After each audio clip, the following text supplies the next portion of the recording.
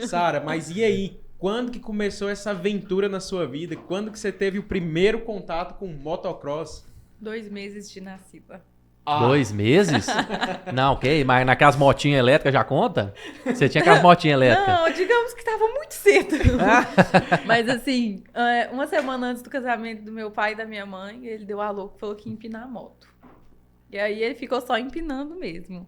Mas aí casou, tinha uma etapa em Palmeiras de Goiás, que foi onde eles moravam. Então aí meu pai falou assim, vou comprar uma moto e vou correr. Nunca andou de moto na vida, mas comprou, foi correr Do nada. do nada. Eu nasci Como que é o nome do seu pai? Sander. Alô, Sandra, já gostei de você. Você é diferentão. Radical. Radical. Assim- Eu gosto dos radicais. Aí eu nasci, um ano depois, 2 meses de nascido, ele já era super apaixonado, daquele que não deixa nada. Se tiver uma corrida, ele não tá nem aí pro que vai ter no dia, ele vai só na corrida. Então eu nasci, 2 meses de nascida, foi ter uma corrida. E aí eles me levaram. E Meu aí Deus. eles contam as histórias, que era bem difícil. Tinha que levar carrinho, banheira. Tinha Você Quase na que um garupa. berço. O leite ali, os negócios pra preparar uma madeira, né? E tal. Isso. Que Foi loucura. essa loucura. Toda Aí- aquela estrutura. Isso, desde 2 meses de nascida, eu já tenho contato ali nas pistas. Mas e assim, aí e quando você subiu na primeira moto e começou a andar mesmo de motocross? Não tive nem bicicleta. Não A teve. primeira foi uma moto, há 3 anos de idade. Caraca. Eu tive uma mini Suzuquinha, aí meu pai Uhum. colocou rodinha nela, pra eu não cair, né? E foi assim...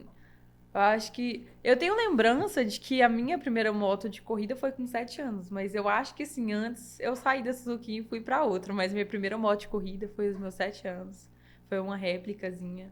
A moto era tão ruim que ela não subia nem as rampas, tinha que ficar Sério? uma em cada rampa pra me subir. Sorte que eu era magrinha, né? Senão...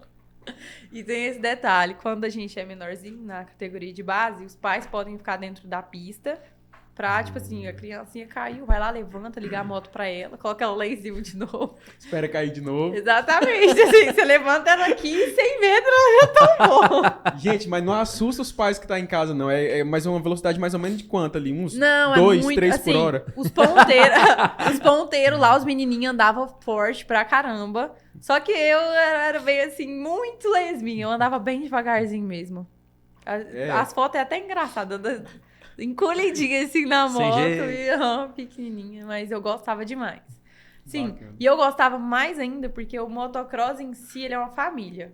Você chega lá na cidade, tá todo mundo lá no box, cada um monta a sua tenda, mas à noite todo mundo vai pra uma só ali e conversa, fofoca vai, fofoca vem. Legal. Só que assim, na nossa idade, na idade que eu comecei, não tem esse negócio de ir pra tenda, não. A gente junta um grupinho de amigos, minha mãe e meu pai me via mesmo só na hora que eu ia entrar na pista e na hora que eu tinha que tomar banho, porque o resto do tempo eu tava com meus coleguinhas, Correndo. brincando, correndo. Que legal. Inclusive, nessa época, as lembranças são ótimas. Era eu, o Luiz Felipe e o Davi. Isso você Davi- tá falando, você tinha Eu tinha 7 anos. 7 anos. Isso. Davi, infelizmente, aposentou, ele não quis essa vida. Mas o Luiz Felipe tá aí hoje, um dos grandes nomes. Inclusive, parabéns pra ele. Ele foi campeão em várias categorias do Goiás, tá se destacando no brasileiro. Legal. E é amiga até hoje.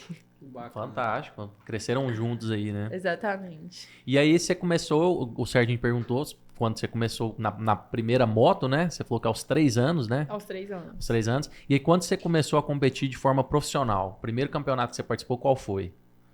Então, o goiano, digamos que ele é um campeonato, mas assim, 7 anos o goiano, e aí foi indo, meu pai só me deixava treinar quando eu queria. Tipo, se ele não me apertava, tipo, vamos treinar. Aham. Não, de forma alguma.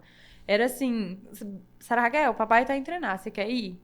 Aí o dia que eu queria ir, eu ia, o dia que eu não queria, ele Ele não chama de tava Sara nem... Girl?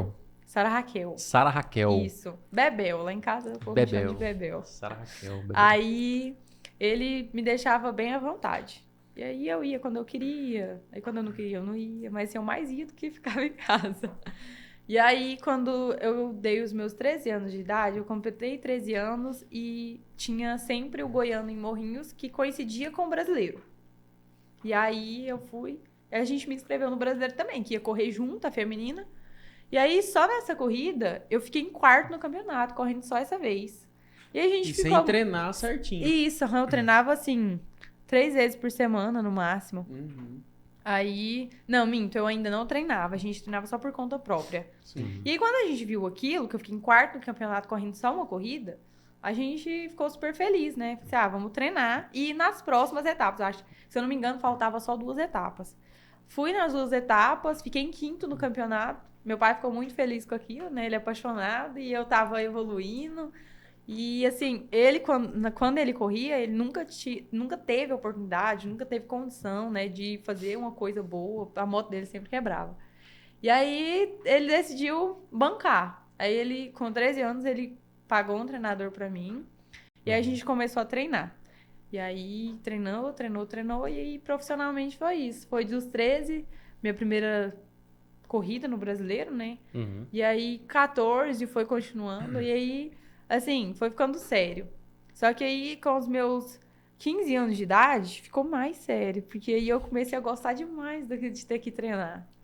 E aí, com 15 anos, eu comecei a treinar todos os dias. Era de segunda a sábado.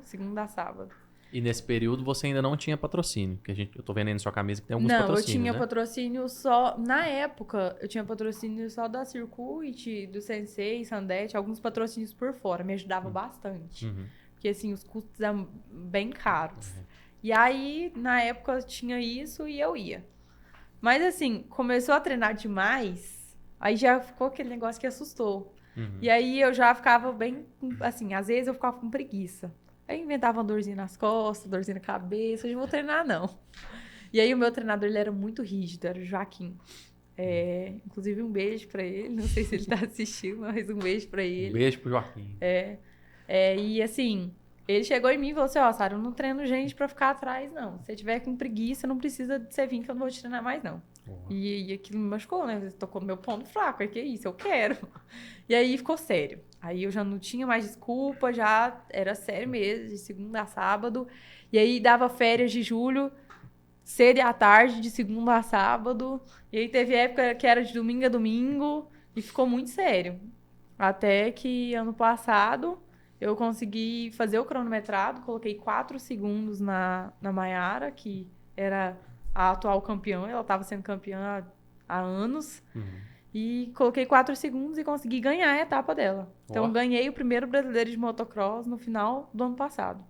Que legal. E isso foi, assim, deslumbrante. O Joaquim ficou muito feliz. A gente trabalhou muito duro para isso. Fiquei 3 anos treinando todos os dias, me dedicando muito, abdicando muita coisa, deixando muita coisa por conta disso. E fiquei muito feliz. Só que, assim, geralmente, as equipes chamam os pilotos ali em dezembro. Pra mim, né? Na minha cabeça era isso. Dezembro, novembro, tava toda a equipe formada. E aí, nada de ninguém ligar. Eu disse, não. Isso depois de você ser campeã. Não, eu só ganhei uma etapa. Então, assim, a campeã foi a Mayara Basso, só que eu ganhei uma etapa dela.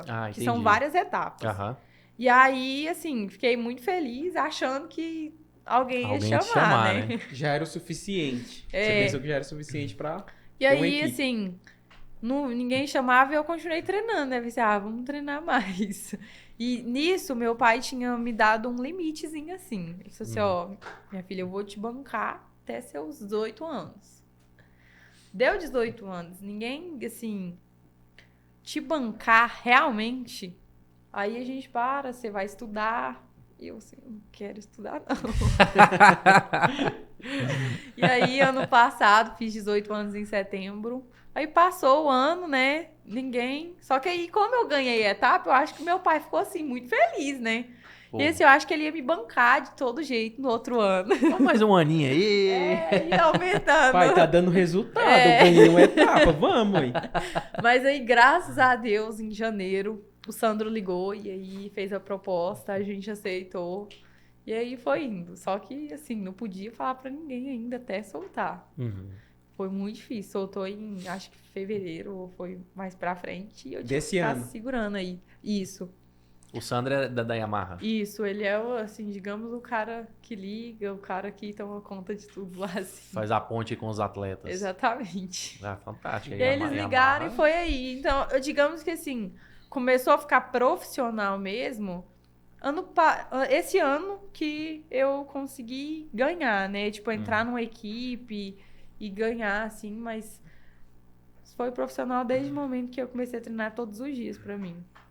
Cara, eu vendo ela falando assim, questão de estar treinando todos os dias, eu fico imaginando, porque você era muito nova, né?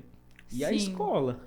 É. O que você fazia com a escola? Como que você conseguiu difícil, adaptar? assim. Eu gostava muito de estudar. Eu era aquela pessoa, assim, que eu fazia tudo certinho, gostava muito. Só que chegou num ponto que a moto começou a tomar conta de mim. Que, assim, eu costumo dizer que moto é igual droga. Você vicia. É mesmo? Exatamente. Você não vai lá só pra andar uma vez. Você andou uma vez, já era. Você fica... Eu quero mais. Você fica dependente daquilo. Então, assim, eu gostava da escola a partir de um momento que comecei a não gostar muito mais, porque eu tinha que treinar. E aí, treino, e eu faltava um pouco na escola. Assim, deixava de entregar um pouco de tarefa e ficava, assim, muito a desejar.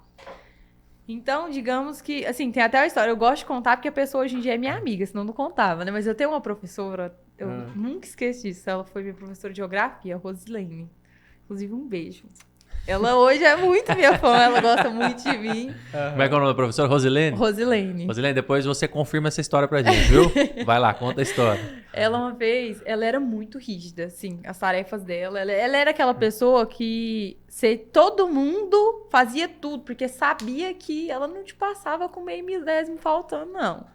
Ela era rígida. Sim. Tinha que entregar no dia e tudo mais. E assim, teve um dia que eu não fiz a tarefa dela porque eu cheguei em casa tarde e dormi, que eu tava cansada do treino.